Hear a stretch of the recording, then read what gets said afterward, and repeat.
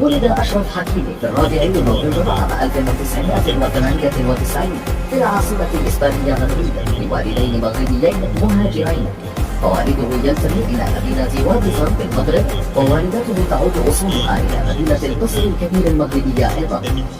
حكيمي عشق كرة القدم منذ طفولته المبكرة، ورغم أن والدته طلبت منه أن يمارس أي رياضة أخرى كالجودو أو السباحة، إلا أنه وجد في الكرة شغفه الأول والوحيد، وكان دائما ما يقضي جل وقته في اللعب بعد الخروج من المدرسة.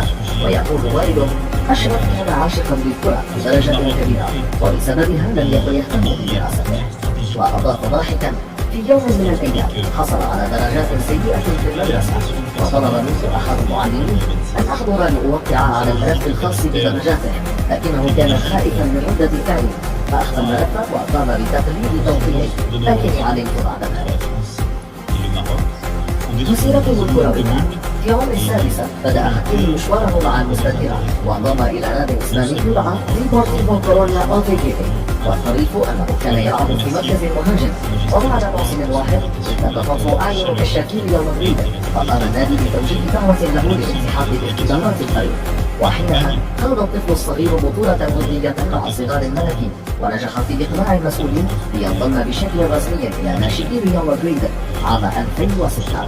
هناك تدرج اللاعب مع الفئات السنية، فقام أحد المدربين بتبديل مركزه من المهاجم إلى الجناح ثم إلى الظهير الأيمن، فأبدع وتألق. وفي عام 2016 تم تصعيده للاعب مع كاستيا ريال مدريد حين كان يدربه زين الدين زيدان. وفي أغسطس 2017 استدعاه زيزو لقائمة الفريق الأول عندما أصبح مدربا له. وجاءت أولى مشاركات اللاعب بقميص الفريق الأول في الأول من أكتوبر عام 2017 أمام إسبانيول إيريا، ليصبح أول لاعب عربي يمثل منتخبا عربيا يلعب لريال مدريد. وفي صيف 2017 أراد النادي منحه فرصة لاكتساب المزيد من الخبرات، فقام بإعارته لمدة عامين إلى ناديه الحالي بروسيا دورتموند. حياته العاطفية: في أواخر عام 2015 وقع حكيمي في غرام فتاة إسبانية تدعى لوسيا أوتريرا، واستمرت علاقتهما قرابة 3 سنوات قبل أن ينفصلا في بداية عام 2018. ولم يمض وقت طويل حتى دخل النجم المغربي في علاقة أخرى مع ممثلة إسبانية تحمل أصولا ليبية وتونسية تدعى هدى أبو خريز، وتعرف هدى هابو، تدخله 12 عام.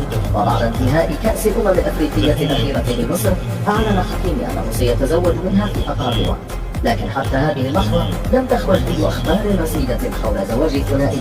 ومؤخرا قام اللاعب بنشر صورة له مع رفيقته على انستغرام بعد تسجيله هدفين في مرمى سلافيا براغ، معلنا انتظاره بمولوده الأول، وكتب: وعدت زوجتي أن أسجل هدفا أهديه لمولودنا المستقبلي. يبدو أن الفرحة والسرور دفعتني إلى تسجيل هدفين وليس هدفا واحدا فقط. شكرا هبة أبو. وحينها انقسمت تعليقات المتابعين بين مهنئين له وبين انتقادات وتساؤلات عما إذا قد خالف تعاليم الدين الإسلامي وسينجب من علاقته خارج إطار الزواج، خاصة وأنه لم يعلن عن زواجه رسميا معه. لماذا رفض إسبانيا؟ أشرف حكيمي يحمل جنسية مزدوجة، الإسبانية بحكم مولده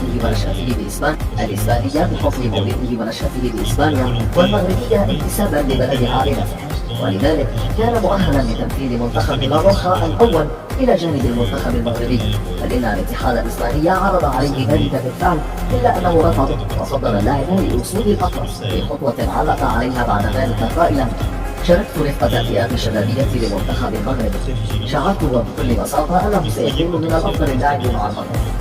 لست أدري ماذا كان سينبغي في المستقبل إذا لعبت مع إسبانيا، لكن هذا كان قراري، لأنني أحسست بأنني مغربي وأنني مسلم بسبب عائلتي وكثرة شذوري التي لدي هناك.